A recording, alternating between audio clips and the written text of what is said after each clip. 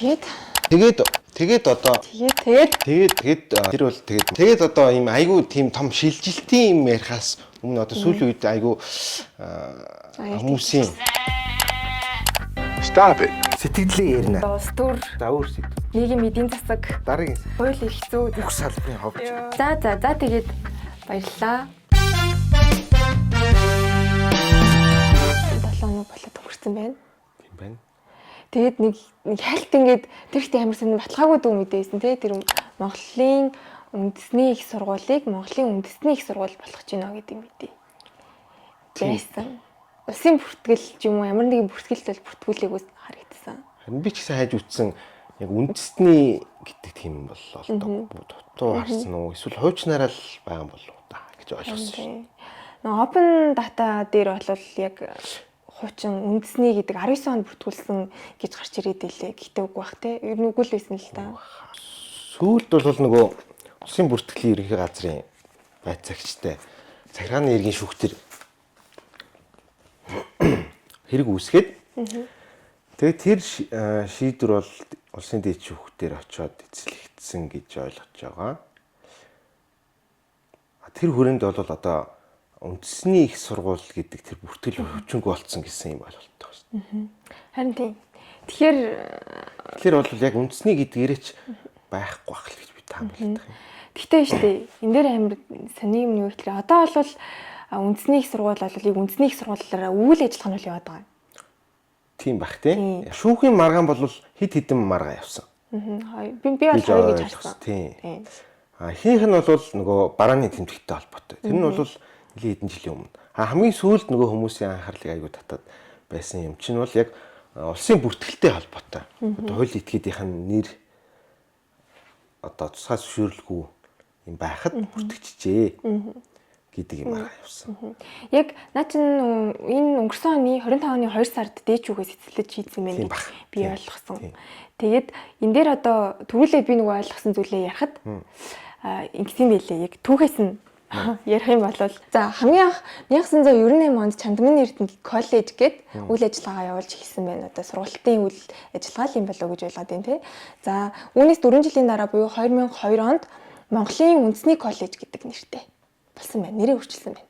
За энэ нь болохоор боловсрал соёл шинжилгээ ухааны сайд тохиолын сайдын тушаалаар юм байна гэж ойлгосон. За үүнээс дахиад 2 жилийн дараа буюу 2004 онд дээд сургуулийн гэдэг одоо англилд хамаарч тэр гэрчлэгийг авсан байх нь шүү дээ боловсрол шинжилгээ ухааны сургуулиас. Тэгээд ингээд Монголын үндэсний коллеж гэдэг дээд сургууль үйл ажиллагаа явуулжсэн. За тэгээд үүнээсээ болвол 2012 онд нэлийн хожуу буюу их сургуулийн англилд хамаарч эхэлсэн байна. Гэхдээ энэ нөгөө нэр нь болохоор Монголын үндэсний коллеж байсан. Коллежээсээ одоо дээд сургууль руу бүртгүүлэхдээ дээд сургууль болсон байгаа байхгүй юу? Монголын үндэсний дээд сургууль. Тийм мүйц болгосон байна. За тэгээд 2012 онд их сургууль гэж бүртгүүлэхдээ англилд орохдоо Монголын үндэсний их сургууль гэд нэрийг дагаад өөрчилсөн байгаа байхгүй юу? Тэнгүүд чиний саяын сүлд хэлдэг тэр нөгөө улсын бүртгэлийн маргаан ч юм бол яг үүнээс л эхэлтэй болов гэж ойлгосон тийм. Зүгээр англилд дээд сургууль болохоос биш нэрээ бол заавал биш их сургууль болохоос биш нэрээ заавал их сургууль болгоно гэсэн үг биш ээ. Бас би бол бас тэгж ойлгоогүй. Гол маргаантай юм нь бол Монголын үндэсний дээд сургууль гэдэг юм хуулийн этгээд байх гэж шүү дээ.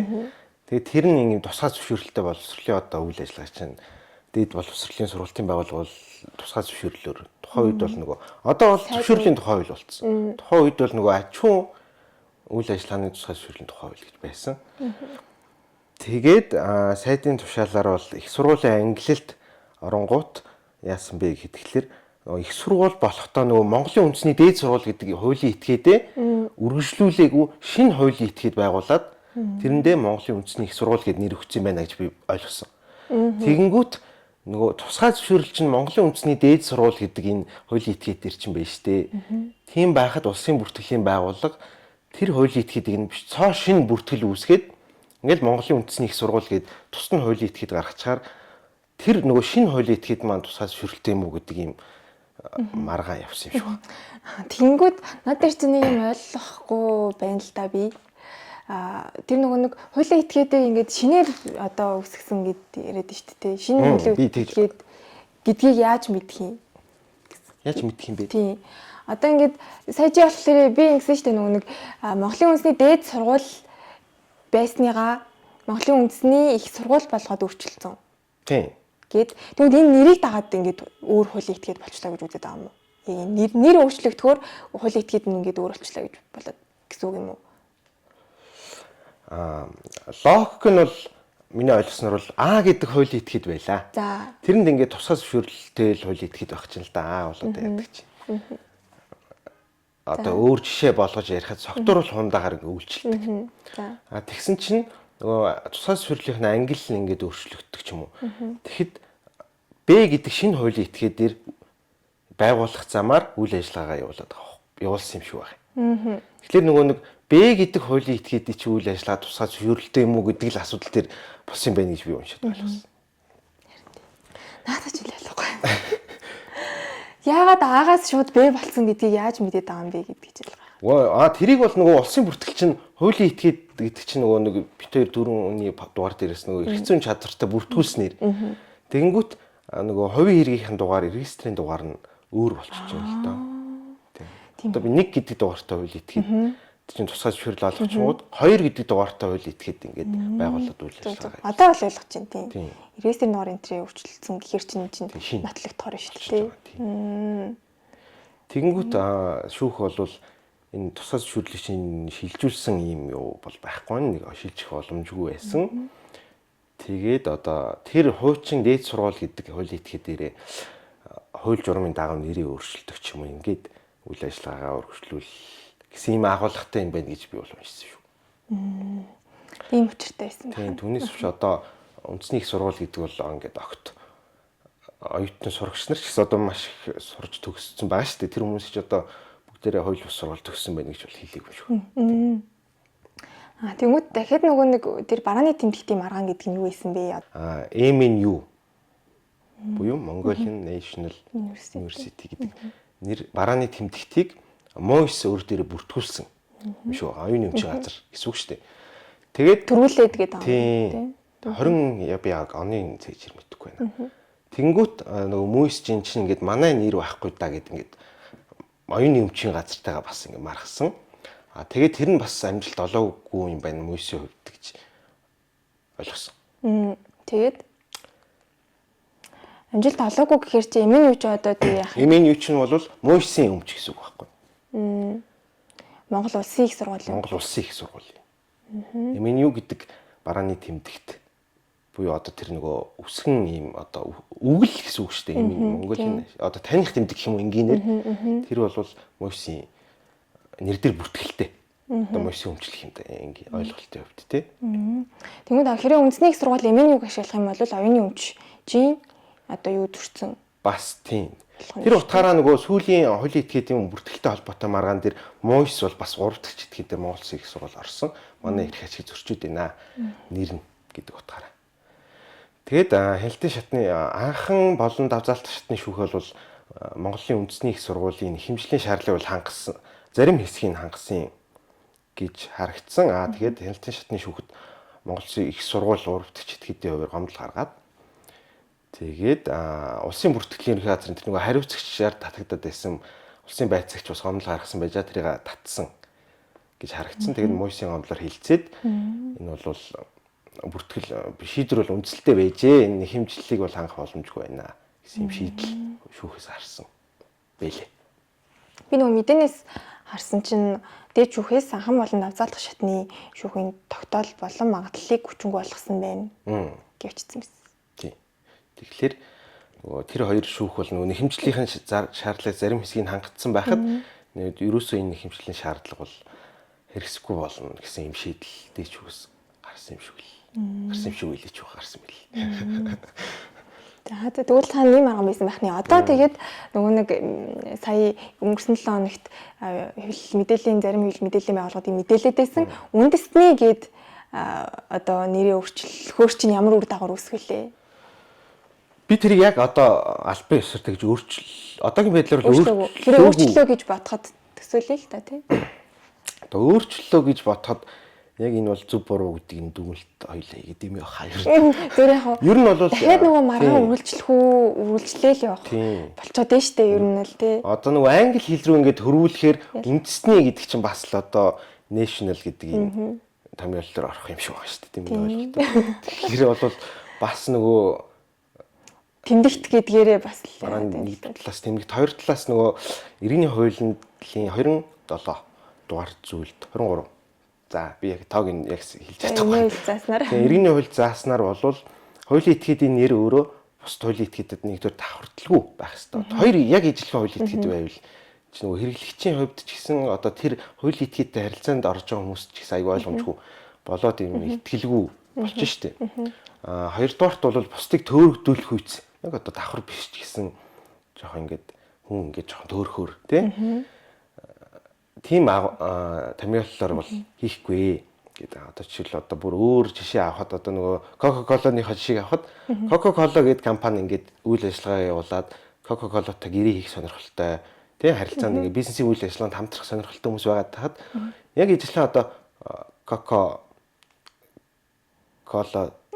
одоо юу гэдэг чи тий Coca-Cola гээ ард нь нэг үгтэй ч үгүй Coca-Cola гэдэг компани байхаар чинь энэ бол бас жоохон ойлгомжгүй нөхцөл байдал бас ингээд үүсгээд шүү дээ хүмүүсийн хоорондоо харилцаа. Coca-Cola гэснээс нөгөө Coca-Cola компанитай холбоотой бас энэ барааны тэмдэгтийн маргаан бас гарч исэн билээ. Тэрний юу гэхээр нөгөө Zero гэдэг тэмдэглэгийн дээр анх болохоор Coca-Cola нөгөө нэг Coca-Cola Zero гэдэг тэр нөгөө калоргүй, үйлчлэггүй, сахаргүй гэдэг нөгөө яг ийм тодтгол бүхий тэмдэгтийг ашиглаад хүмүүст ингээд таниулаад тийм нөгөө зар сурталчилгаа ингээд өгөөд одоо ингээд өөрийнхөө төсөв мөнгийг үйлдвэрлээд ингэсэн байсан гэж байгаа байхгүй. Тэгсэн чинь Pepsi гарч ирээд дахиад нөгөө нэг Zero-г нь ашигласан юм байна л да.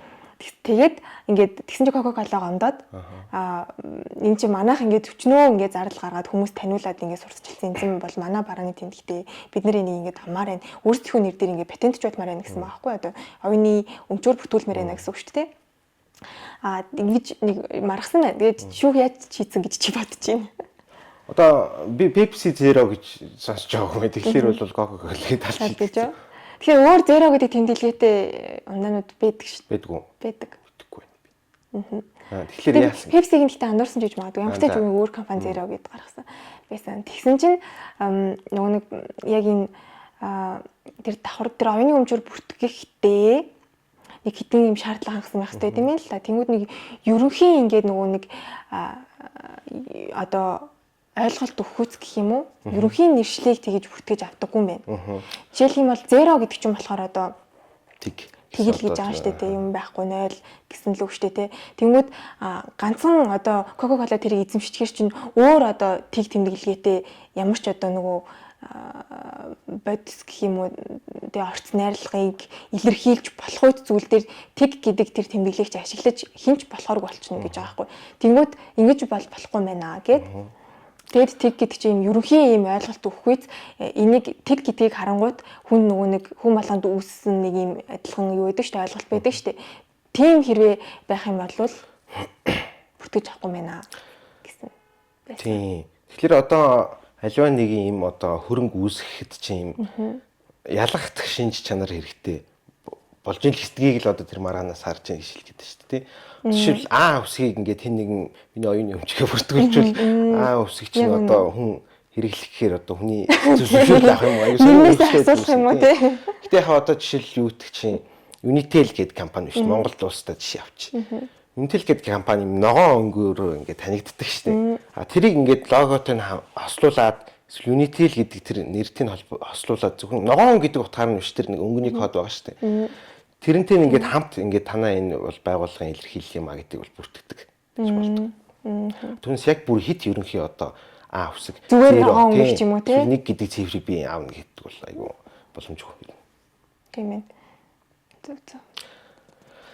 Барааны тэмдэгтэй холбоотой бас энэ сонирхолтой зүйл байдаг байх. Нэхрээ цаашаа одоо бизнес эрхлэж байгаа ч юм уу хуулийн этгээд байгуулах гэж байгаа болвол тий дараагийнхаа юмыг ингэж сайн бодох. Тийм танд айгүй гоё юм санаа төрөөд ингэ хийсэн чинь нөгөө санааг чинь хэн нэгэн хүн аль хэдийн ингэ хэрэгжүүлсэн байвал тэр хүний эрх ашиг бас зөрчигдөж чинь гэсэн юм маргаан үсэх боломжтой. Эсвэл санаа төрөөд түүнийг яг ялз патентжуулж авах хэрэгтэй. тий. Тэг яг нөгөө дараа нэг ойр зүрийн юм маргаан хараад тахад одоо жишээлбэл манай News Cafe дээр гарч ирсэн жишээ байхгүй юу? News Cafe гээд нөгөө пэйж ажиллуулад манайх чинь ингээд нэг подкаст хийдэг байсан юм. Тэгээд энэ News Cafe гэдэг яг энэ кафе чинь бол дараа нэгдэж байгаа байхгүй. Тэрний өмнө ингээд пэйж нэгээ тэр пэйжээр ингээд мэдээлэл өгöd ингээд подкаст хийдэг юм байсан чинь яг өмнө нь ингээд News Cafe гээд пэйж нэг Twitter хуудас илүүдэд нээдэг байсан хүн байсан юм билээ. Тэгээ тэр ингээд наад чи миний санаа би өмнө ингээд хийдэг байсан гэдэг ингээд ингэсэн байгаа хгүй. Тэнгүүд тэрэн дээр яагаад бид нэр манайх одоо яг манайх ч минийх ч биш л дээ. Ерөн зөвөр одоо энэ байгууллага News Cafe гэдэг тэр пэйжээ ингээд тусдахгүй үргэлжлүүлэх боломжтой болсон бэ гэхээр тэр нөгөө патентжуулаагүй одоо оюуны өмчт бүртгүүлээг байсан юм байна. Тэнгүүд төрүүлээд манайх бүртгүүлсэн учраас энэ нэрээрээ ингээд үйл ажиллагаагаа үргэлжлүүлэх боломжтой болсон байдаг.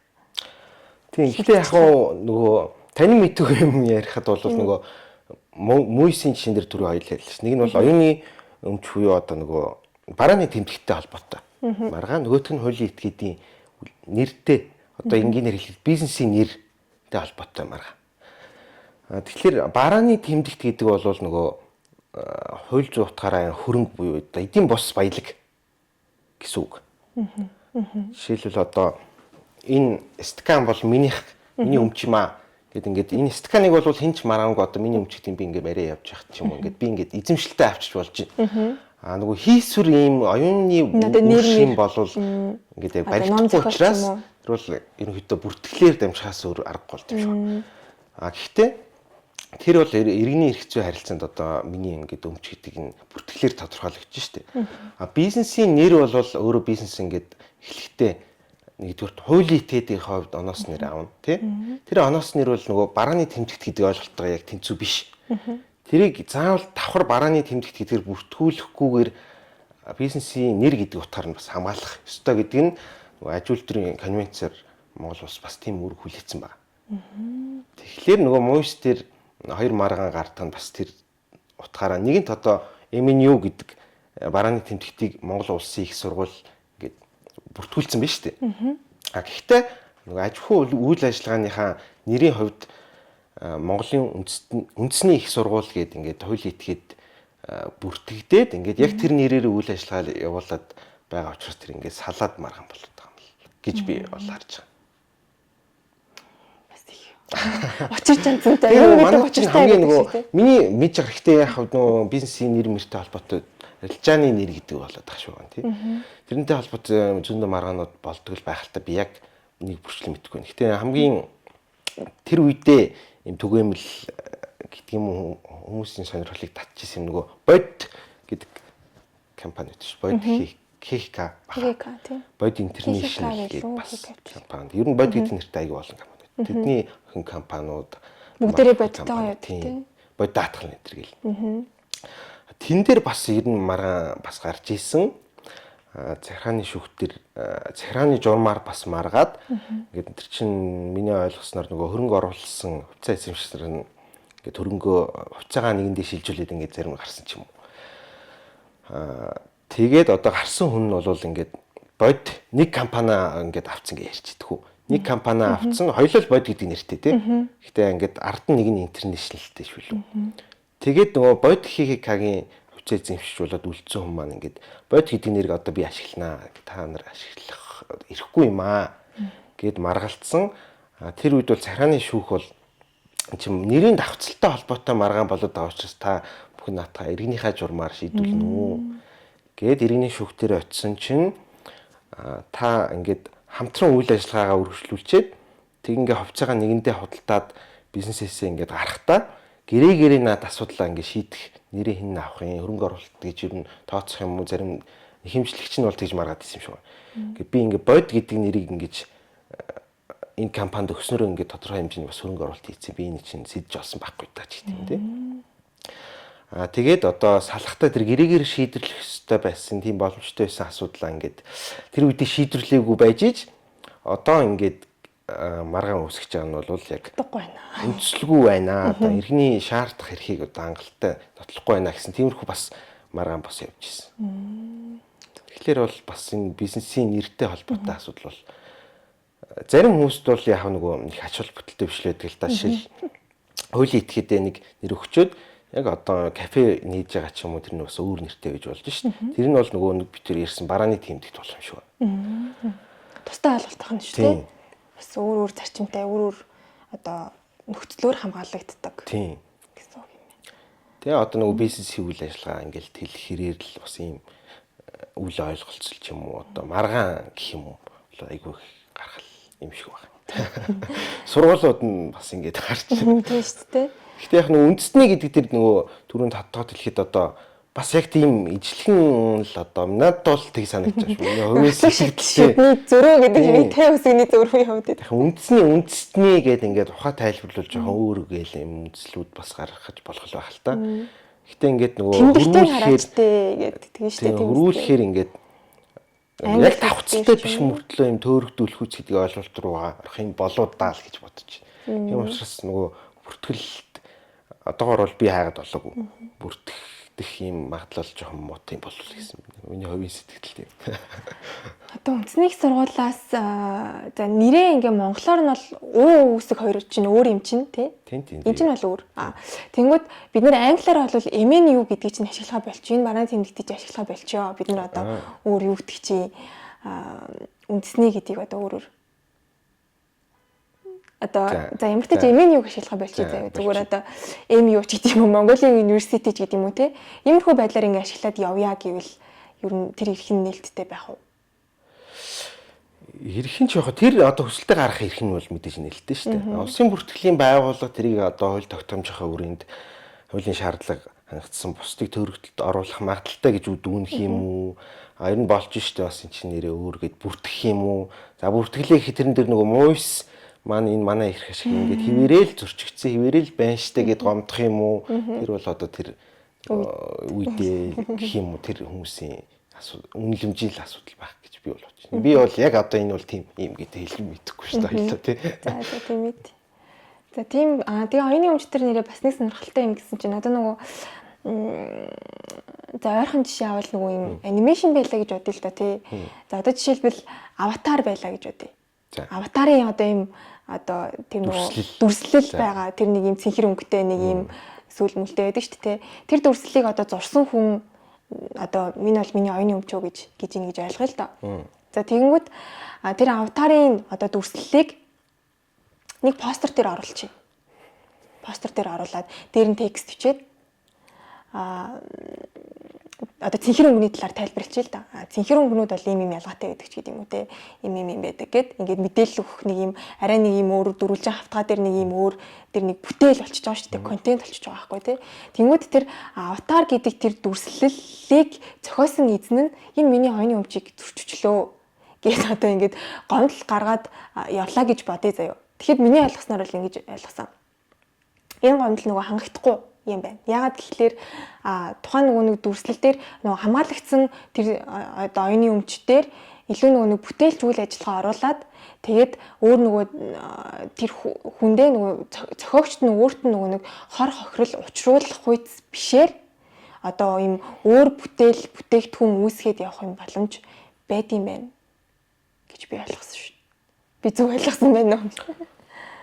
За яг тодорхой хэмжээ зөв баах. Гэхдээ яг вэ хязгааргүй яг саяны өгүүлбэр дээр бол би санал нийлэхгүй болох шатж байна. Хоёлоо дуун дээр жишээ авъя л да. Одоо манай Улаанбаатарын үдч гэдэг юм уу дууг ингээл манай урт төршд айгүй их дуулдаг. Тэгээ ерөөсөө нөгөө зохиогчны энд байгаад хахад тэр хүнд ямар нэг юм фи төлбөр төлдгүү тэргээл яриа байдаг штеп. Жишээл одоо дуу зохиочлоо тэр аватар киног ингээд анимашн зурчлаа. Тэр бол нөгөө барааны тэмдэгт гэдэг ойлголтоос ялгаатай тэр чинь зохиогчийн эрх болчихж байгаа. Дуран сайхны юм дүрслэл гэдэг юм уу одоо юу гэдэг. За тэгээд тэр зохиогчийн эрх бол ингээд амны болон онцгой эрх гэл ингээд цаашаа бас ингээд ялгаал үргэлжлэн. Амны гэдэг нь одоо жишээл би энийг зохиосон гэдэг чинь би тэрийг худалдах чинь айгуу сонирм. Би ингээд юм зурчаад миний бүтээлийг бол энэ зурсан гэж хэлнэ гэж одоо худалдах гэдэг юм уу. За би бэлгүүн гэдэг нэг ингээд би нэг юм зохиочлоо уран сайхны тий. За нэг ая зохиочлоо. Дуу зохиочлоо. За би дуугаа хүнд ингээд худалдаж болно одоо чи ингээд нээлттэй ингээд дуулаараа цааш нь ингээд ашиглаараа одоо ингэ чиний өмч шүү гэдэг ч юм. А гэхдээ миний нөгөө амины эрх гэдэг нь энэ дууг бэлгүүн зохиосон гэж дурддагдах хэрэг байхгүй. Би ингээд дууга зохиочоо чамд ингээд одоо чи зохиосон гэд хэлчихгээд хоёлоо ярьж болох байх л та. Гэхдээ хуулийн дагуу бол тэр ингэ шилжих ёсгүй. Яг л миний л одоо оюуны үр шим учраас би өөрөө тэрийг хүртэх хэрэгтэй гэж. Тэгэхээр нөгөө үүсмэл бүтээл гэдэг ойлголт бас байдаг. Одоо дуун дээр ярихад нөгөө cover хийгээл. Самплинг шилжсэн байна энэ гэдэг шүү дээ. Тэгэхэд чинь нөгөө миний нэг үндсэн тэр нөгөө дэвсгэр ай болон үг мөгч ингээл тэр зохиогчийн юм яваад байгаа шүү дээ.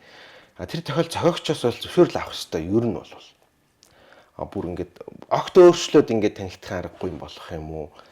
Тэр тохиолдолд бас одоо яах юм? Оюуны юм чи мэрэгсэн хүмүүс ярих. Гэхдээ нэг ийм асуудал бас байгаа байна гэж би ойлгосон. Нөгөө манай Монголд бол нөгөө оюуны өмч гэдэг нөгөө миний одоо хөрөнгө буюу одоо иргэний хуулийн 83-т чинь ингээд хууль тогтоомж нийтээр хөлөөс зөвшөөрсөн зан суртахууны хэмжээнд харьцлахгүйгээр би юм буюу эдийн баялаг, эдийн бус баялаг буюу оюуны үнд зүйлс эрхийг олж авч болно. За ингээд олоод авсан бол энэ бол таны хөрөнгө юм аа гэж бичсэн баг.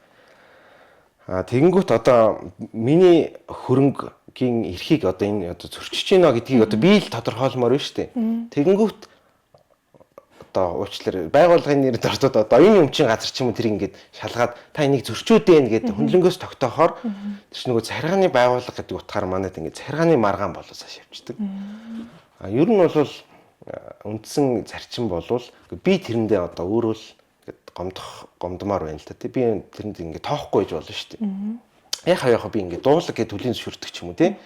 Тэр тохиолдолд ингээд хөндлөнгийн байгууллага орж ирээд та зөрчөөд дээ штэ гэхэлэр ингээд ийм маргааны одоо ийм зарчим нь ингээд арай өөр болоод байгаа юм шиг санагдаад шүү дээ. Яг зүгээр зохиогч ирэх гээд нэгэд ярьсных одоо нөгөө ай зохиогч нар хөгжмийн зохиолч гэдэг юм уу яруу найрагч ингээд дуу каракад ороод дуулахаар миний юмыг ингээд ашиглаад байгаа мөртлөө надад ямар ч өгөөж байхгүй. Сайн нэрийг соёлын сайд энэ каракад дуулагдах тоолонгоор тухайн нөгөө нэг дууны зохиогч гэдэг юм уу дуучин гэдэг юм уу хувь хүртэн гэж нэрэ мэдгдсэн.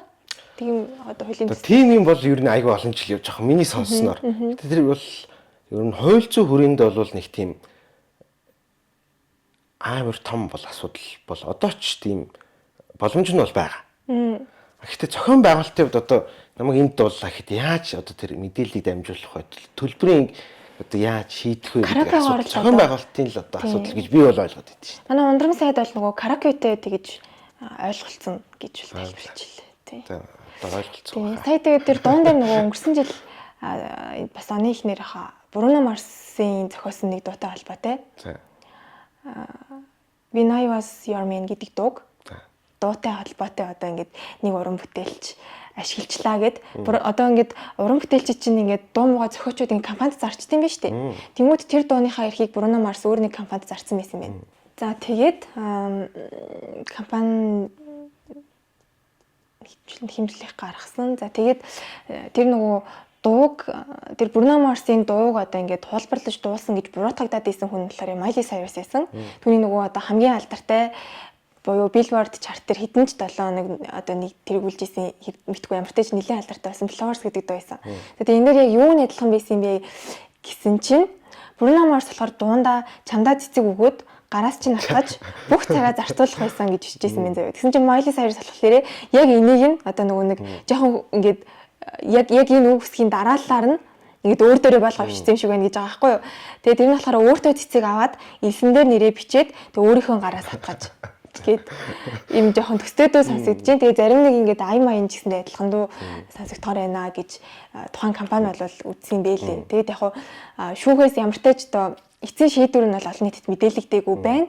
Гэхдээ ямар ч тач нөгөө нэг тухайн компани бол хэмжлэгтээ энэ дууг юусоо олон нийтийн сувгаар цацах мацах те одоо түгээх мүгээх тэр бүгдийг болилмаар байна гэж хэмжлэл дээрээ дурдсан байсан. Тэгээгүй ботход энэ бол одоо шүүхээс ямар ч тач энэ дууг хулбарласаныг бол тогтоогоогүй юм байна гэж одоохондоо л ойлгож болохоор байна гэж харлаа. Бас сонирхолтой нэг юм одоо дэлхийд дахинаа нэг юм үйл явдал болж байжээ. Тийм ээ. Би бол огт мэдээлгүй юм надад. Миний мэдж байгаа ганц юм бол тэр нөгөө юу штэ. Nirvana хамтлагийн Nevermind гэдэг цомог дээр юм усан дотор юм жоохон хүүхэд нүцгэн зураг байдаг штэ. Тэр хүүхэд бол өөрөө том болчоод хүүхэд бол том бол тэр хүн л юм да. Тэр хүн том болчоод тэгээд ингээд миний зургийг хууль бусаар ийм sexual ийм илэрхийлэлтэд үрсийг ингээд хууль бусаар ашиглаад ингээд айгүй олон ашиг бас би мөнгө аавна гэж марсан. Гэтэ тэр хэмжил бол амжилт болов. Тийм. Гэтэ би ч гэсэн байсан бол уурлах байсан.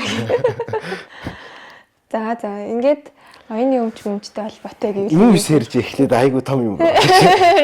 Дэлхийрөө ингээд хэлчлээ.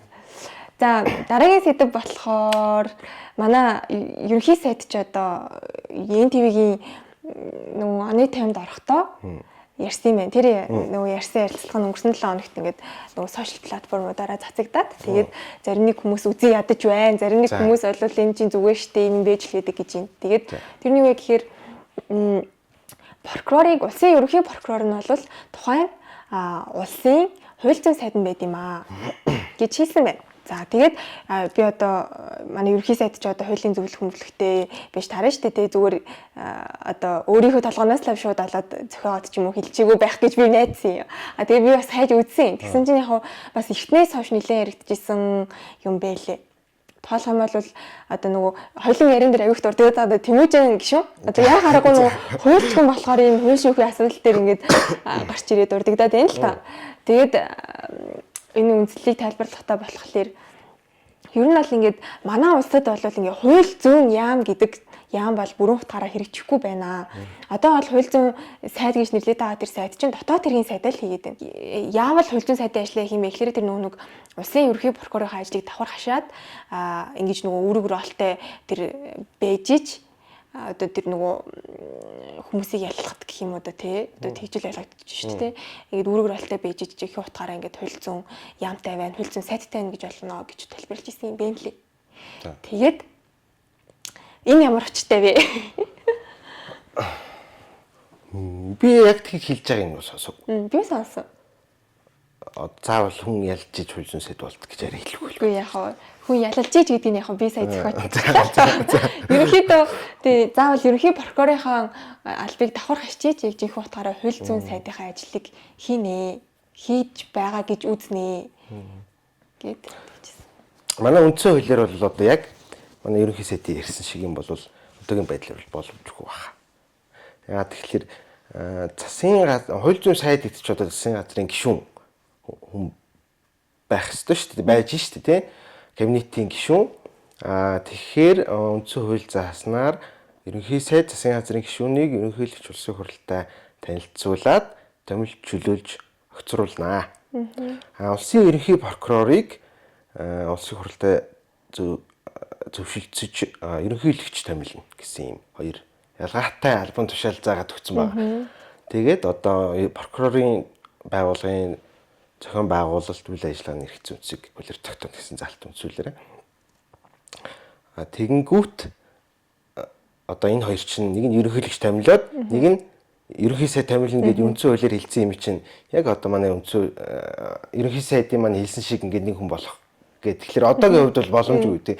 Ерөн зүгээр ингээд нөгөө үзэл санааны хувьд гэх юм уу. Олон улсыг харахад ч гэсэндээ одоо жишээл Америкийн нэгдсэн улсад бол ерөнхий прокурорын кабинетийн гишүүн байдаг бах тий гэж юм тий гэдэг байх. Гэхдээ одоо заавал одоо их тийм байх ёстой гэсэн юмыг бол одоо мэдхгүй би бол тэгж бодохгүй тий. Ер нь бол миний ойлголтоор бол прокурор гэдэг хүн чинь эрүүгийн процесс гэдэг юм уу, эрүүгийн хэрэг хян шийдвэрлэх ажиллагаанд энэ прокурорын албан тушаалтан бол айгүй өндөр гол гэд хэлчих тийм үү. Гол оролцоотой хүн шүү дээ. Одоо шүүх бол мэдээж хүнийг юм буруутай юу, ял нь ямар хэмжээт байх вэ гэдгийг одоо шийдэж чинь тий. Шүүх бол хараат тус байх хэвээр. Шүүхийн үйл ажиллагаанд одоо хэн нэгэн заавар чиглэл өгдөг ч юм уу, ингээд коммент өгödэж болохгүй. Ер нь бол ялангуяа одоо тэрийн албан тушаалтнууд. Прокурорын хувьд тэгэхээр нэгдүгээр тэр хүн бол ингээд нийтийн эрх ашиг төлөөлж ажиллах хэвээр. Шүүхэд төрийг төлөөлөх үүрэгтэй. Хоёрдугаарт ер нь нийтлэг юм зүй тогтолцоо гэдэг юм уу тийм миний ойлгож байгаагаар бол нөгөө эрүүгийн бодлого гүйцэтгэх засаглалтай прокурор бол шүүхийг одоо харьцуулъя л да тий хараат тус байх хэвэл гэж яриад байдаг тий прокурор шүүхтэй харьцуулахад нөгөө гүйцэтгэх эрх мэдэлтэй ингээ харилцах тийм үйл ажиллагаа одоо бодлогын хувьд ингээд уялдах шаардлага одоо үүсэхийг бол зөвшөөрдөг. Жишээл одоо манай улс ингээд авилгын гэмт хэрэгтэй тэмцэх юм байна. Хуулийн хүрээнд тий. За энэ хүрээндээ ингээд прокурор гүйцэтгэх засаглал ингээд хамтарч ажиллана. Бодлогын хувьд гэхдээ одоо яг тэрийг ингээд барь гэдэг одоо гүйцэтгэх засаглалын сайд ингээд тохироод иж болохгүй шүү дээ. Энэ бодлогын хувьд одоо ингээд авилгын хэрэг ингээд нийгэмд их гарч ийн. Манай засгийн газар бол бас гэмт хэрэгтэй тэмцэх ийм үйл ажиллагаа зохион байгуулах ёстой шүү дээ. Тийм үүрэгтэй үндсэн хуулиар бас заасан үүрэг. Прокурор бол бас яг одоо процесс яллах ажиллагаа хэрэгжүүлдэг. Тэгэхээр энэ хоёрыг чинь үйл ажиллагаа нь ингээд уялдах хэрэгтэй болчихж байна л да. Гэхдээ тэр нь одоо нэг хүний нэр зааж ингэж явах бол хүний эрх талаасаа гэдэг юм уу? Прокурорын бие даасан байдалд бол сөрөг нөлөөлөлт. Тийм нөгөө хууль зүйн сайд байдаг улсууд нь яг тэр өнцгөөсөө ингэж уялдах ёстой гэдэг утгаараа л байдаг баг. Түүнээс биш яг одоо өнөөдрийн манай ерөнхий прокурорын бүх одоо бүрийн эрхийг хэн нэгэн одоо улсын ус төрчийн гарт өгчүүл одоо бас их юм хэрэгцүүл юм болох гэж бодож байна. Харин тогтолцооны хувьд бол шууд ингэж айдалтах гэхээс илүү тэгж ялах ёстой юмнууд бол байгаа ба. Манай ерөнхий прокурор бол прокурорын хуулинд зааснаар бол нөгөө нэгдмэл төвлөрсөн удирдлагатай гэдэг утгаараа ингэж босоо тогтолцоотой л гэсэн үг л дээ. Тийм. Гэхдээ яг босоо тогтолцоо байж болно гэхдээ ингэж нөгөө эрх мэдлийн хувьд ингэж айгүй хурдан тэнд байгаа нэг хэрэг рүү ингэж орох боломжтой байдаг гэж би бол хараад байгаа шүү дээ. Ойлгоод байгаа. Тэгэхээр яг тэр энэ одоогийн дүр төрхийг ингээд ус төрчид одоо нэг одоо засгийн газрын гишүүн чинь ус төрч хүн шүү дээ. Тэр хүнд ингээд шууд ингээд авч идэх бол боломжгүй баг. Зүгээр манай ерөнхий сайдын хийсэн санаа бол нөгөө тогтолцооны хувьд ийм өөрчлөлт байвал зүгээр юм болоо да гэсэн өөрийнх нь юм үзэл бодол байсан л байна. Тийм баг тийм. Яг тэгээд үзэл бодлоо илэрхийлэхэр чинь нугаас учир мэдэх хүмүүс нь талаас нэг аргументаа дэвшүүлээл ингээл хэлцэх нь одоо зөв ясны зүйл байх. Тэгээд энэ дээр одоо миний бас харж байхад ажилласан зүйл бол иймэрхүү юм байхын хувьд бас байж болно. Гэхдээ манай улсад одоохондоо тохирохгүй гэсэн иймэрхүү одоо үзэл хандлага нэлээд хамгаалж явах шиг бас харагдчихилээ. Тийм баха. Тэр ер нь бол үнцээрээс бодсон тийм. Гэтэ яг нөгөө нэг тийм одоо ирээдүйн одоо их тийм концепцийн өөрчлөлт ярихаас өмнө бас манай улс нөгөө зарим хүмүүсийг айгүй сүүлийн үед айгүй анхаарлын төвд одоо хуульч нарын ч юм уу тийм судлаач нарын гэх юм уу одоо анхаарлын төвд ороод байгаа асуудал нөгөө прокурорын одоо хараат ус байдал яг прокурорын байгууллагын бие даасан байдал гэдэг юм хэвтүүлээ тэгслэх юм биш үү гэдэг юм чи айгүй сэдв болчиход байна гэж би бол хараад байгаа шүү дээ. Тэр сэдв бол яг манай ерөнхий сайдын ярьсан тэр тогтолцооны шилжилтийг гэх юм уу тэрнээс илүү одоо тулгымцсан асуудал байгаа хаа гэж бодож байна. Яг нэгдмэл төлөвлөрсөн удирдлагатай гээд одоо яг дээд шатны прокурор ингээд тэр прокурорын өөрийнх нь хийх ёстой тэр ялах ажиллагаанд ингээд хөндлөнгөөс амаар оролцоод одоо наатахыг гээд шууд чиглэл өгөөд заавар өгөөд мэрэгжлийн хувьд шууд одоо ингээд нөлөөлөд байгаа нь бол бас цаанаа дамжаад ийм ус төрийн нөлөөл ороод байна гэд нийгэмд аягүй их тийм хил ам хэрүүл шүүгээ болоод идэх шүү дээ үе тий. Тэгэхээр тэр асуудлаа шийдэх нь бол илүү одоо ойрын хугацааны тулгымцсан юм баг гэж бодож байна. Гэтэ яг тэрийг одоо шууд ингээл хараат ус байдалд нөлөөлөд байна. Одоо энийг ингээд засчаа гэл ингэж хэд бас хэцүү байх л та. Тэгээ яг учир шалтгааныг нь олж өгтөө. Тэгээ миний ойлгож байгаагаар бол тэр нөө бусад тогтолцоотой байгаагаас л одоо юм уу да гэж би ойлгосон шүү дээ. Одоо би бас сайн мэдэхгүй л дээ. Би ч одоо яг прокурорын тийм юм судалж ирсэн ч биш мэдэхгүй. Гэтэ яг босоод тогтолцоо бол ер нь улс орнуудад зөвшөөрөгддөг гэж би бол ойлгосон. Гэхдээ тэр хараат ус байдал болон тэр босоод тогтолцооны юм тэнцвэр гэдэг юм балансыг яаж олох вэ гэдэг асуудал жоохон төвхтэй. Түүнээс биш одоо жишээл шүүхтэй шууд харьцуулаад энэ хүн ингээд яг бие даасан байх хэрэгтэй гэд ижилтгэчгээр дөрөвний нөгөө ярьсан энэ нөгөө үйл ажиллагааны онцлогтой холбогдуулаад ирэхээр яг тэгж хараат ус байдлынх нь одоо төвшнийг тэгж тэнцвүүлэх боломжгүй байх.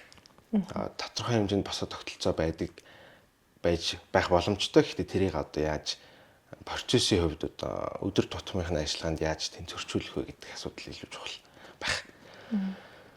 Түүнээс Микэ ингэж дэвшчихгүй бол нөгөө ингэж цаашаа шуун орчин тий.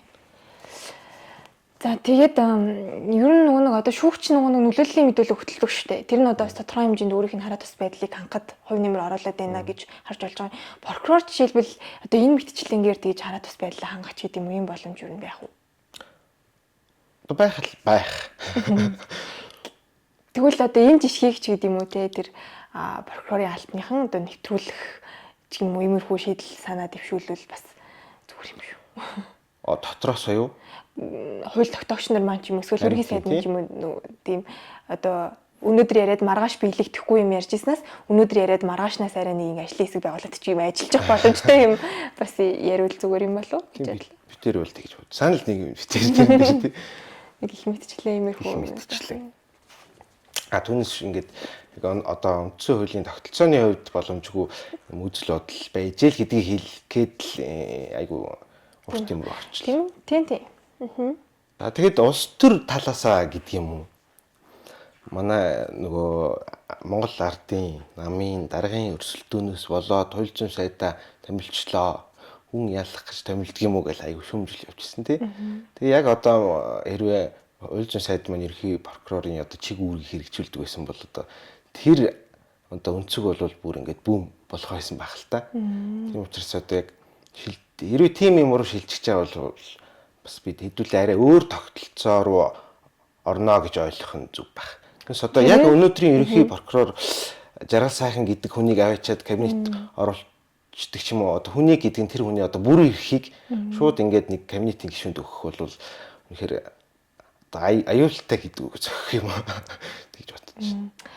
Өөр тогтолцоо гэдгийг одоо тодруулж асууя л та. Одоо өөр тогтолцоо гэдэг нь одоо манайх бол парламентын тогтолцоо дээ. Биш бүр тийм нэг улс төрийн суурь тогтолцоо биш прокурорын байгууллагын тогтолцоо нь өөр.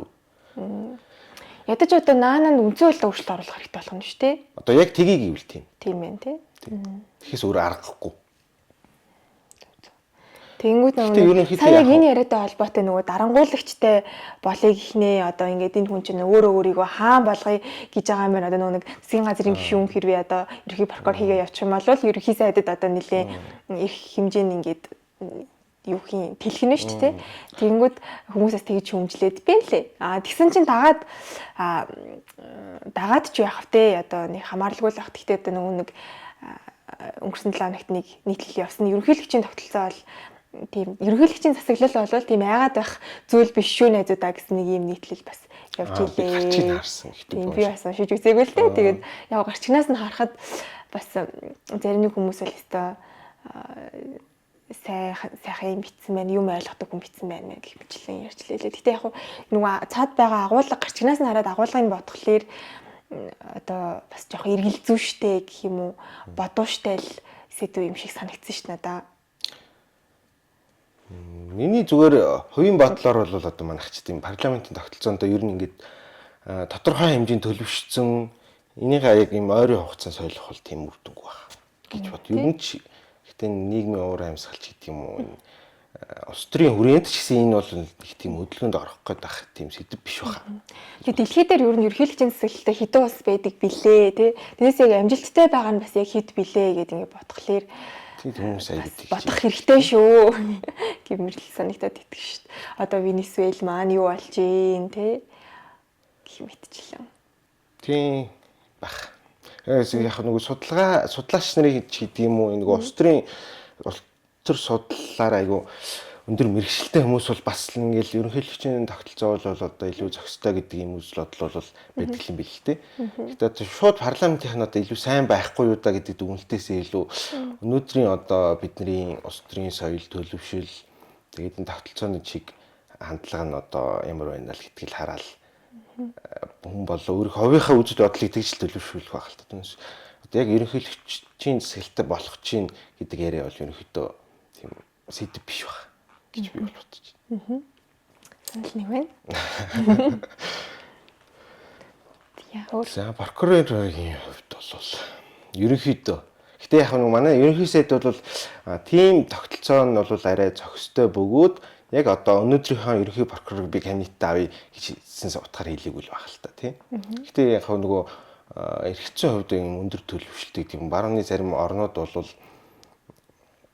прокурорын одоо энэ ажлын байр бол одоо гүйцэтгэх эрх мэдэлд ерөнхийдөө шууд болон шууд тусаар харьяалагдгаа гэж тайлбарладаг юм улс орны тус байдаг билээ. Манайх бол үндсэн хуулиндаа ингээд нөгөө засгийн газар гэдэг ийм арай тусад нь хоошоо ингээд бүтцийн хувьд биччихээр энэ ч одоо яг шүүх эрх мэдлийн байгууллага юм уу, гүйцэтгэх эрх мэдлийн нэг хэсэг юм уу гэдг нь жоохон ойлгомжгүй яваад байт юм шиг байна. Гэтэ яха прокурорын тогтолцоо, прокурорын хуулийг дор хаяж шинжлэх ёстой гэдэг юм судлаач нарын байр суурь айгу түгээмэл байдаг байна. Миний яг нөгөө ойлгож байгаа хэмээг онлын үндсээс нь ингээ харахаар прокурор одоо прокурорын байгууллага бол шүүх засаглал тариалагддаг юм байна гэж би бол ойлгоцсон явж ирсэн. Гэтээс үгүй ч гэж магадгүй юм байна гэж сая. Нэг өөрийнх нь үйл ажиллагааны утга нь бол ингээд эрүүгийн хууль тогтоомжийг хэрэгжүүлээд ингээд хүний гин буруутай байж болох эсвэл одоо цагаат тагтах зөвхөн одоо хүнийг ингээд шорд хийх гэдэг яваад идэг юм гэж зарим хүмүүс бол тэгж ойлгоод байдаг. Тийм бас биш. Ер нь хүн тэр үйлдэл нь одоо эрүүгийн хуулийн заасан хоригдлыг зөрчөөгүй юу гэдгийг нотлох хуримтын хэмжээнд ингээд баримтжуулаад шүүхтэр авчиж өгдөг хүн юм ингэнэ. Гэт яг үйлдэлийг харахаар яа харахгүй гүйцэтгэх засаглал руугаа л одоо нөгөө хуулийг хэрэгжүүлж ийн гэдэг утгаараа л тэгж одоо зарим улс орн бас тайлбарлаад байгаа шүү. Тийм байна. За тэгээ энэ 7 хоног чинь өөр юу вэ? Одоо манай татврын нийслэлийн татврын дарга нар л гэж би ойлгосон шүү дээ. Тийм, нийслэлийн татврын газрын дарга болон үүргийн татрын хилцээний дарга нар. Тийм. Тэгээд яг хуу тэр анхны гарсан мэдээлэл дээр бол 7 дүүргийн дарга байсан. Тэгсэн чинь Булдаатар дарга буюу нийслэлийн татрын газрын дарга бол ирсэн. Тэгээд хэвлэлд тодорхой хэвлэлд мэдээлэл өгсөн. Яг тэр онгоцны бодол дээр нь хүлээгээ зогсчихсан хэвлэлд. Тэгээд тэндээс ярихад бол 10 хүн явсан гэдэг байгаа байхгүй юу. Тэгээд сэтгүүлч лавлаад бүх дүүргийн дарга нар уу гэдгсэн чи тийм гэж хариулах шиг болсон. Тэгэхээр одоо миний харснаар бол тэр нөгөө ихний мэдээлэл донд Багнуур, Бахангай хоёр дүүргээс бусна байсан. Тийм. Тэгсэн чинь бас бүгдээ явсан ч гэж магадгүй юм байна гэж бол ойлгоод байна. Тэгээд тэрний чинь нөгөө санхуд мөнгөний яасан гэсэн чинь нийслэлийн засаг дарганы хамгийн газраас болвол манайхаас ямар нэгэн тушаал шийдвэр захирамж огтхонч гараагүй, нийслэлийн татвар төлөвчдийн мөнгөөр явуулаагүй гэсэн. Тэгсэн чинь татврын ерөнхий газрын дарга ерөнхий сайдтай уулзсан бичлэгийг үзнэ үү? Тэр бол их гоё хариулт байлээ. Улсаас мөнгө гаргаагүй. Гэхдээ өөртөөс нь ч бас мөнгө гаргаагүй гэсэн мэдээлэлтэй байгаа гэсэн шүү дээ. Тэгээ би бодохдоо тэгээ өнөөдөр бас Булдаатар дарга ирээд хэлэхдээ нийслэлээс зохион байгуулсан гэж хэлсэн. Тэгээд бүр одоо энэ захин дээр явж байгаа одоо баталгаагүй их сурвалжийн мэдээлэлэр гэх юм уу? Нямбатар дарга цуг яваад нэг хончоод эргээд ирсэн гэсэн мэдээлэл байна. За мэдгүй. Тэгээ энэс одоо таахад одоо яасан юм бол доо. Нямбатар дарга маань хувьяасаа зардлыг гаргасан юм болов уу гэж бодсон. Тэг зүгээр ингээд би бол тэгж л ойлгосон шүү дээ. Хиний ямар зардлаар явснаас үл хамааран ер нь ингээд төрийн албаны дарга нарын эрх мэдэлтэй албан тушаалтнуудын гадаад томилолт болон зугаалга айгүй их байдаг гэл нийгмийн шүүмжлэл бол ингээд байнга л гардаг тийм. Энэ удаагийнх бол нөгөө нэг татрын байгууллага их гэдэг нь ингээд хүмүүс айгүй зэвүүцэлтэй туссан юм шиг байна. Яагаад тэгэхээр ингээд нөгөө данс хаадаг асуудал бол маш их шүүмжлэл дагуулдаг. Тэгээ ингээд биднийг болохоор ингээд бизнес орж ирээ ханшаал тэгээ данс чаана ингээд тэгнэ гэд ингээд айлгаад байдаг. Байж өөртөө ингээд улсын төсөв бүрдүүлэх гээд байна гэдэг ийм шалтгаан хэлдэг байж өөртөө тэрүүгээр ингээд зугаацаад явж идэх юм биш үү гэсэн юм гоо нийгмийн сэтгэл төрхөөр тэр хүмүүс тэр аяа. Яг төсвийн мөнгө бол үрээгүй юм байна шүү л гэж ойлгосон шүү дээ. Сангийн сайд нь яг юм их хүсрүү бол хийлээгүй юм шүү. Сангийн сайд тэгсэн. Улсын төсвөөс гараагүй, зардал гараагүй гэсэн. Тэнгүүд нийслэлийн засаг дарганы тамирын газар болохоор нийслэлийн татвар төлөгчдийн мөнгнөөс яваагүй гэж байгаа байхгүй юу. Тэгэхээр чи өөр улсаас гарах боломжтой ямар мөнгө байх юм байх байгаас тээ. Мэдхгүй байна. Би л тэр. Би ч бас мэдхгүй. Эсвэл яадгийн. Улсын төсөв бол улсын төсөв, нийслэлийн төсөв бол аль нийслэлийн төсөв альнаас нь ч гараагүй гэдэг байгаа байхгүй юу. Дүүрэн одоо хувийн одоо зардлаараа бүгдээр одоо нийлээд аягүй санаа нэгдээд явсан бол өөрсдийн хувийн зардлаас биш юм шиг байна. Харин тийм бол ингээд шууд хэлмээр юм. Явсан хүнийх нь харин явсан хүнийх нь үгийг хэлээд штэ. Өөртөө хувийн зарлаараа явсан бол бид нар өөртөө хувийн зарлаараа явсан гэдэг хэлэн штэ тэр хүн чинь. Тэнгүүдэр Балдоотар гэдэг хүн чинь эренгүүдээ нийслэлээс зохион байгуулсан хүсэл тавьсан биднэрт гээд байгаа байхгүй. Тэгэхээр би харин ойлгохдоо нийслэлийн төсвөөс гараагүй бол Ямбатар дарга маань хувьяасаа явуулсан юм болоо даа л гэж одоо. Тийм үгүй тэгдэг байж штэ энэ ч одоо. Гүү хаа ч одоо. Гэхдээ одоо тэгэл одоо юм нь бол дараа нь одоо хэн шалгалт хийдэг ч юм тэгэл үр дүн тодорхой болох байх л та тийм. Гэхдээ ерөнхий сайдын тэр бичлэгээс бол ингээд одоо чөлөөлөх ёстой гэдэг байр суурьтай байна гэж ойлгосон шүү. Тэгсэн. Тэгээ ер нь тэр үн ч бас би ингээд чөлөөлөх хариуцлага хүлээн гэж хэлж байгаа нь бол би ингээд ажиллаа өгнө гэсэн ийм подтексттэй. Гэхдээ тэрэн дээр яг шууд хариуцлага хүлээн гэж бол хэлээгүй хүмүүс юм тэгж ойлгоод лээ. Ёс зүйн хувьд гэж хэлсэн. Тэр нь яг ямар одоо үйлдэл дээрээ вэ гэхлээр чөлөө өгөөгүй байхад явсан гэдэг дээрээ би ёс зүйн хувьд хариуцлага хүлээхэд бэлэн байна гэсэн. Түүнээс бол өөр ямар нэгэн байдлаар одоо тухайлах юм бол хилцээний дарга нарыгаа бол одоо жишээлбэл би өөрөө чөлөө өгсөн гэж байгаа байхгүй. Тэгэхээр өөр тэр хүмүүс нь хууль зөрчсөн байх тийм үйлдэл байхгүй байгаа шүү дээ.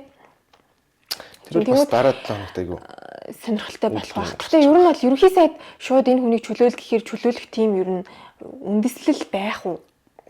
Үгүй ерөнхий сайд одоо эрх зүйн дагуу чөлөөл гэж хэлсэн л байх л та тийм. Яг нэг гүйцэтгэх захирлын гүйцэтгэх эрх мэдлийн одоо тэргүүн гэдэг утгаараа. Гэхдээ шууд нийгмийн уур амьсгалд бас хандсан үг ус төрч хэлдэг гэж байна. Төрийн үг байх. Түүнээс яг үйлдэл болж биелэгдэх хэсэг нь бол бас дараагийн асуудал. Яг тэр нөгөө одоо эрх зүйн баримт гаргах хүн нь бол татврын ерхий газрын дарга гэж би ойлгож байна шүү дээ. Тийм шууд удирдлагын учраас.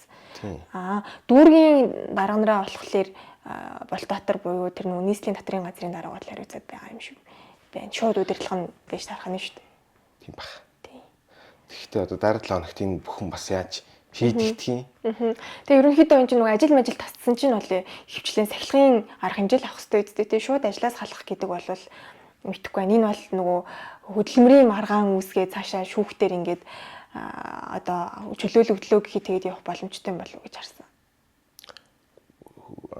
Хөдөлмөрийн гэдэг нь одоо нөгөө төрийн албаны тухай хуулиараа л төрийн албаны хуулиараа тийм. Тийм төрийн албаны хуулиараа тийм бий. Одоо ажлаас нь чөлөөлөх одоо юу гэдэг огцруулах гэдэг юм уу тийм. Тэр одоо арга хэрэгслэр ил явах байх л та угаасаа. Таасан дээрээ болвол татрын ерөнхий газрын дарга маань бол би явгүйгүй штэ гэдэг. Ерөнхий сайд тэр юм бол намайг ч явъя гэсэн. Тийм үү. Гэтэ хичээлээ намайг ч явъя гэсэн. Яг би нэг үүсгийн үед жоохон өөрчлөлт байгаа шүү. Гэтэ ер нь агуулгын тийм. Тэгээ би бол явахгүй. Гэн тэгж лээсэн дээ. Хэрвээ тэгэд хамт явцсан бол одоо бүр хэцүү байдал орох байх л та. Шин томилогдсон баха тий. Тийм биз. Залуухан өмнө л шүү дээ. Тийм бах өмнө даарсан шүү. Байсан гэж би бол санаад байна.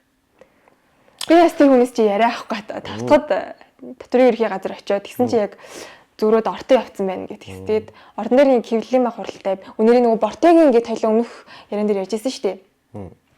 Нөгөө нэг сая 500 800 мянган төгрөг өгнө гэд хэлсэн оны өмнө тийм. Тийм тэр чин одоо нөгөө гол одоо зүйл буюу нөгөө Бортегийн уурхайг ингээ эргэлтэнд оруулна гэд тэрнээс үүдэлтэй л яриа штэ тий. Тэнгүүд тэр яг шууд утгаараа сая төгрөг мөргөн биш ч гэсэндээ ерөөхдөө ямар байдлаар тэр Бортегийн уурхайг эргэлтэнд оруулах гэж байгаа вэ гэдгийг уг нь бол ингээд хэлчихжээ. 5 дахь өдөр хэвлэлийн баг хурал зарлаад тэгээ мэдээлэл өгнө гэж байгаа. Тэр нэгээ 7 хоногор хойшлуулсан. Нэг тийм юм болж өнгөрсөн. Татрын ерөнхий газар мэдээлэл өгөх юм тийм тэр. Гүү уучлаарай. Би сая үргэлжлүүлээ нөгөө хойлоо ярьчлаа. Юунаас засгийн газраас шүү. Тэгээд би нөгөө нэг тэр мэдээг авах гад ордон дээр ирсэн чинь татрын даргагтай бас таараагүй л дээ. Ерөөдөө ингэ зөрөө явуулсан юм шиг л. Харсан бодлоо ярих хол. Тэр нэг сая мөнгөнд дөнгө бол шууд ингээд дансанд нь шилжүүлэх гэдэг утга биш. Энэ бол нөгөө нэг баялагын сангаараа дамжуулж хүртээнэ л гэсэн зорилт ийм текст байх л гэж би бодсон. Тэрийг л одоо дэлгэрэнгүй тайлбарлах байх. Санаа нь бол тийм бах тийм. Бортегийн урхаж одоо нөгөө огтонч эргэлтэнд орж байгаа ямар нэг үйл ажиллагаа эхэлж байгаагүй. Зүгээр арт л байсан шүү дээ. Тэгвэл одоо яг жинхэнэ утгаараа энийг уурхаа болгоё. Яаж юм бэ гэдгийг хэлэх гээд байгаа юм гэж ойлгосон шүү дээ. Тэгээд буцаагаад бид нэр ашгаа яаж хүртэх юм бэ гэж. Бортегийн гэдэг нь үл би яг сайн мэдэхгүй надаа. Тийм. Бортегийн чинь Өмнө Говь аймагт байгаа. 5-7 бүлэг орд юм. Үүсний орд юм. Тэр нь тэгэд хувийн компанид байсан орд юм. Би өстө мэдэхгүй байна Бортегийг. тийм нөгөө нэг амар баясгалантай холбогддог шүү. Нөгөө адмиралынх нь орж юм уу? Тэрийг хураагаад авсан юм уу тэгээд? Тэгсэн түр авсан шүү дээ. Түр 100% авсан. Манай занаа шидэр чи одоо ерөөсөө болоод баг хамгийн түрүүнд хийсэн ажил нэг шүү. Адмирал бол нүүрсэлтэй тийш нүүр суугах үйлдэл хийжсэн чинь. За тийм байна. Тийм байна.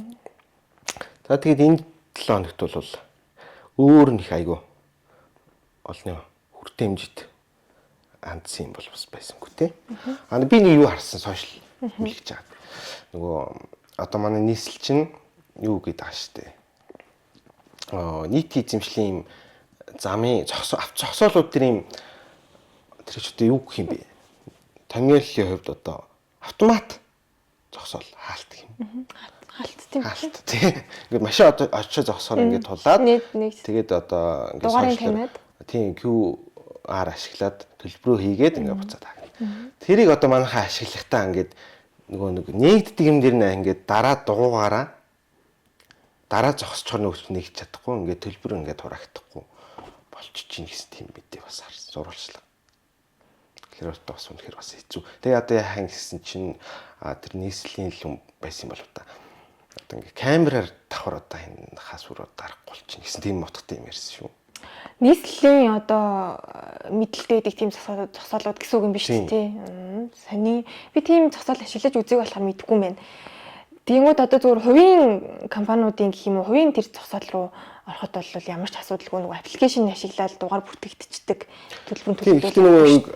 Онгоцны буудлын зогсоол чинь ч гэсэндээ тэрнээс ялгаатай нөгөө нэг техникийн хувьд ялгаатай нь одоо нөгөө дэлгүүрөөр орох гэдэг ингээд нэг юм хаалтнууд ярих гэж шүү дээ. Хаалт ч юм бол ингээд дугаар таниад ингээд онгоогоод тэгээд цаашаа ингээд сул зогсоол дээр өөрөө очиж зогсдог шүү дээ. Тэр нөгөө нийслэлээс хийсэн нөгөө нийт эзэмшлийн тэр зогсоол болохоор яг зогсоол дээр нь баггүй машин зогсох талбай дээр нь ингээд доор нь байж гин дээр нь очиж зогсохоор ингээд толно. Ингээд аваачаад дугуугаараа ингэчихэр нэгдэж чадлаа. Ойлголоо. Миний нөгөө нэг чиний чамайг ярьж байхад миний нөгөө толгойдоо төсөөлсөн хаалт чиний ярьсан хаалт хоёр ч өөр юм байна. Тийм зогсоолууд ч гэсэн адилхан шүү дээ. Дугуйдаа тавиад байгаа биш. Дугуугаараа ингээд.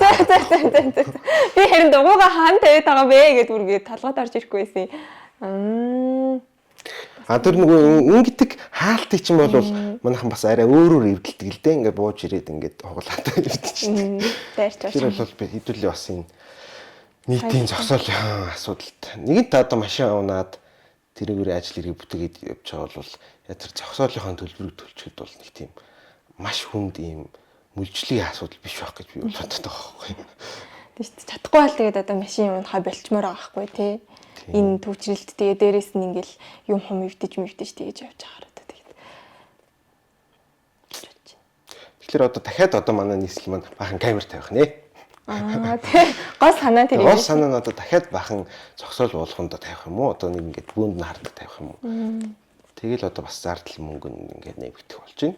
Одоо манай хотын дарга хэлдэг нөгөө хүмүүжүүлэх хүмүүсээс болоод. Тийм байна энэ 7 хоног. Мөнгө зарлагдах үр дагавар төрсөн байх нь шүү дээ. Хаана л бас анхаарах аль шаардлагатай л байгаа юм л да. Энэ дэр нэг ингэж боловсрал ярмаар санагдаад идэг байхгүй юу? Тэгээ бидний асуудал ер нь биднэрт л байдаг те. Одоо тийм л байлгүй одоо наарчсан сонгуулаар л одоо хэдүүлээ ирэх барих хүчний шийдэж байгаа шүү дээ тий. Тэгэхээр одоо тэрийг яах вэ ингээл би бол амар учиргүй лойрдаал ингээл байдаг гэж бодохгүй юм тий. Тэгэл одоо бидний төрөхлийн юм учраас хэдүүлээ бас зөвхөн шүүмжлэлээсээ гадна шүүмжил бол байх ёстой л баг. Өөртөө дүнэлдэг юм. Өөрийнхөө одоо амьдралын үйл ажиллагаанд тус. Би үнэхээр байх нь чухал юм болов гэж хэлэх гээд айгүй. Би шаардлага тавих хэрэгтэй хүн үү гэж бас бадмаар юм шиг санагдаад байгаа байхгүй тий. Би өөрөө яадаг үлээ. Тэмэр юм шүү. Тэгэл бусад хүмүүсийг л ажиллаа хий, бусад хүмүүсийг л одоо ёс зүйтэй бай, шудраг бай гэж шаардчаад өөрөө тэгээд тийм гараа ингэ дэвлэвсэн. Хэцүү байгаа байхгүй юу. За бас тий. Тийм л.